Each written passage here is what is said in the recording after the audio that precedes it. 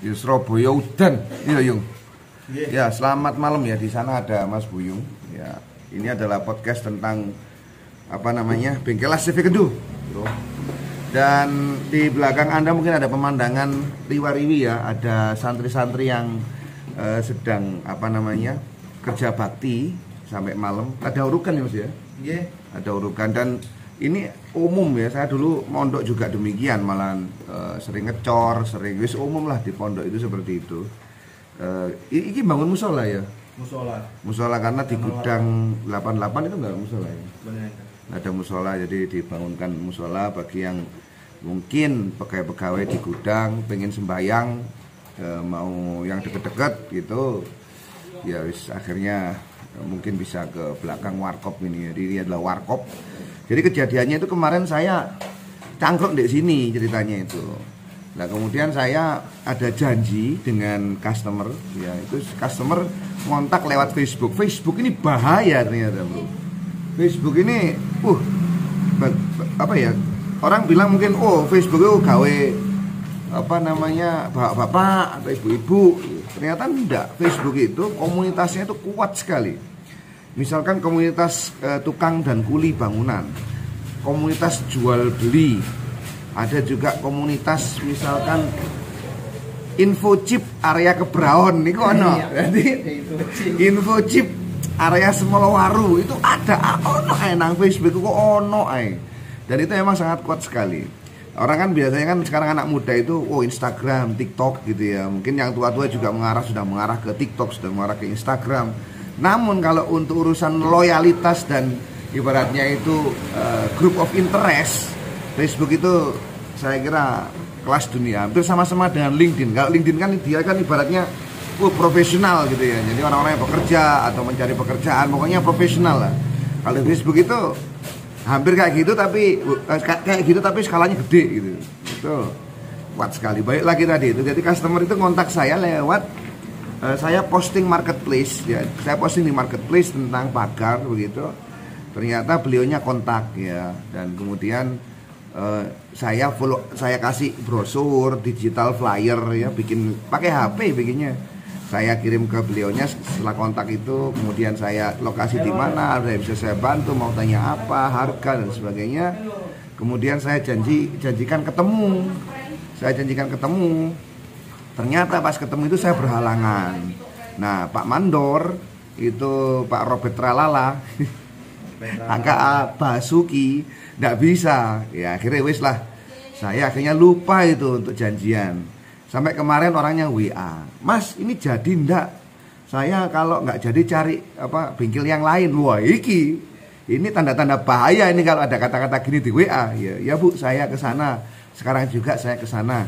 Langsung ada komennya di bawah itu. Saya nggak butuh janji, saya butuh bukti. Oh iya. Saya langsung ke sana ya, dan langsung DP ya. Semoga saja lancar. Jadi memang apa namanya nawarkan. Jadi sejauh ini nawarkan itu pertama di Facebook itu kuat sekali. Berarti ya tinggal banyakin iklan saja, banyakan iklan di marketplace, postingan di marketplace. Memang nggak gampang itu posting di marketplace. Kalau saya itu pernah sehari itu posting 10 apa 15 ya. Saya kan bikin banyak gitu foto-foto tentang pagar kanopi. Saya masukkan ke sono, ditolak, diterima 1. Kemudian saya kurangi lagi, coba 5, nggak bisa, tetap diterima 1. Ya mungkin sehari 1 mungkin ya. Atau mungkin fotonya yang berbeda. Saya kira enggak, fotonya berbeda pun juga sama kayaknya ya. Sama ya. Saya kurang paham. Mungkin ada yang paham hal ini, silakan komen di bawah, bantu kita yang pemula ini. Dan memang untuk posting di Facebook itu wajib kayaknya ya. Maksudnya di marketplace-nya itu wajib itu. Karena memang saya merasa sejauh ini yang ngontak gitu dan kemudian bicara serius sampai saya kasih nomor WA, kita bincang di WA itu dari Facebook, kelas dunia dari Facebook. Yang dari LinkedIn itu juga, tapi LinkedIn ini juga kelas loh. Jadi saya cuma 1-2 kali posting tok itu sudah ada yang ngontak. Karena memang di LinkedIn itu saya kan lama itu nggak update akun di LinkedIn sudah lama nggak buka ya. Cobalah di situ untuk posting, ternyata langsung direspon, Mas atau Pak bisa kontak nomor ini. Kemudian saya kontak, ternyata akunnya itu adalah kontraktor di daerah Sidoarjo. Ya siapa tahu bisa ini ya, bisa join, artinya bisa, ibaratnya itu kita bukan kerjasama, bukan ya, dia ada garapan saya garap gitu. Kira-kira begitu. Cuma ya memang term dan kondisinya harus jelas, terutama masalah payment gitu. Nah hari ini terus terang saya belum tidur sejak kemarin malam sampai ketemu pagi. Kemudian lanjut itu saya bikin postingan. Kemudian kedatangan teman juga di rumah, teman minta collab untuk YouTube. Kemudian saya iakan, sampai kemudian siang hari saya nganter umi saya ke saudara yang sakit di daerah Jedong. Hujan deras ya, ini sampai sekarang masih ini nih. Kalau di Sidoarjo ini reket ya, gerimisnya itu gerimis mesra, ini gerimis pengantin baru lah ibaratnya gitu. Kayak Surabaya itu lebat ya, makanya saya tidur ngantuk sampai kira-kira maghrib itu bangun ya, kira-kira sejam 2 jam turu. Ini agak nggak kondusif ya. Nah malam kemudian saya balik ke Sedati, ya, kemudian ke Warkop untuk konten seperti ini. Jadi itu catatan saya ya tentang iki lek seumpama online itu piye gitu. Nah, Mas, katanya sampean kontak-kontak akun-akun di Facebook yang misalkan orang nawarkan properti gitu kan, akunnya siapa, itu kemudian saya kasih brosur, kemudian saya catat nomor teleponnya. Biasanya kalau orang jual rumah kan dicatat nomor teleponnya. Itu juga WA-nya saya kontak gitu, saya kasih flyer, belum ada yang respon ya, belum ada yang respon. Jadi sejauh ini secara efektif itu masih dari Facebook, itu kuat banget itu. Facebook itu kelas dunia. Yang kedua dipegang oleh LinkedIn. Nah, kalau Instagram saya enggak tahu. Instagram ini kayaknya lebih anak muda ya. Jadi gini, kayaknya saya lupain ya. Maksudnya itu hanya untuk nempel ini aja, nempel katalog aja. Soalnya Instagram ini kan mungkin anak-anak muda ya, umur-umur SMA, umur-umur kuliah,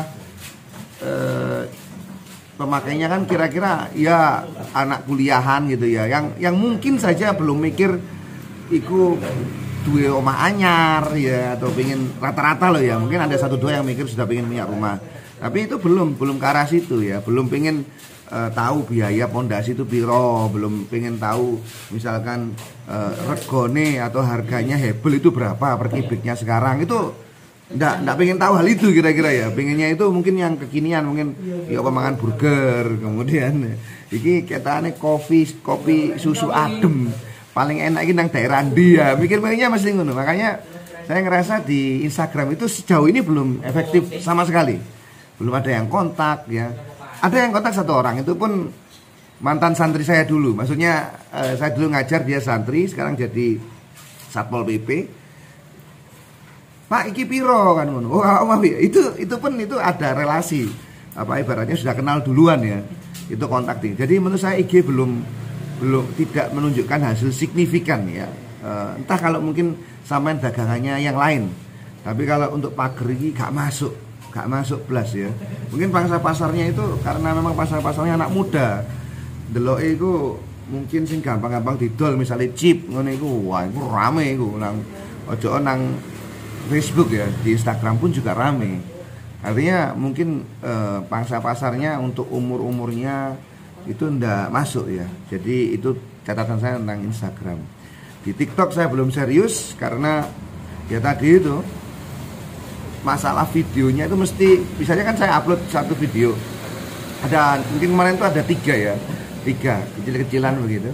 Saya upload di page-nya Facebook, konteksnya berbeda, jadi kata pengantarnya berbeda. Kemudian di Facebook saya sendiri itu kata pengantarnya berbeda. Kemudian saya masukkan 2 akun Instagram yang lain, 3 sama akun saya Instagram itu juga konteksnya berbeda, dari pengantarnya berbeda meskipun videonya sama. Video itu biasanya kalau sudah saya posting di Facebook dan Instagram itu saya hapus, lupa, TikToknya belum diisi. Ya wis lah, kok seumpama ini ada video yang habis ini mungkin saya kasihkan juga di TikTok. Jadi begitu saya kira update-nya untuk masalah mengembangkan bengkel las secara digital. Dan saya emang tertarik artinya begini, CV ini kan sudah jalan sebelumnya, sudah masuk di pelabuhan dan alhamdulillah jadi rekanan. Itu saya memang ada relasi kawan ya, artinya temen yang sales itu membantu saya mengenalkan user dan pejabat, bukan pejabat sebenarnya, pegawai pelabuhan. Akhirnya kita closing di sana, kemudian sampai gimana jadi rekanan, sampai jadi rekanan, kemudian ada orderan untuk chassis alat berat gitu. Alhamdulillah sudah jalan. Jadi kalau sekarang akhirnya untuk alat berat itu memang sudah dipegang orang lain ya, artinya sudah ada yang saya percaya betul itu Abah Talab itu kan nekek betul itu untuk akhirnya itu sudah pokok-pokoknya chassis ya. Dan saya kayaknya Abah Talab saja dah, maksudnya kalau saya ibarat kata itu saya itu nggak bisa itu kalau untuk alat berat ya, mending saya ambil yang saya bisa, misalkan interior, kemudian juga pagar kanopi. Kemudian saya tertarik untuk mengenalkan bengkel ini, selain juga mengurusi alat berat, juga untuk mengurusi interior. So, saya kira begitu. Semoga saja lancar semuanya. Update-nya seperti itu. Kita jumpa lagi di lain kesempatan dan terima kasih Bapak.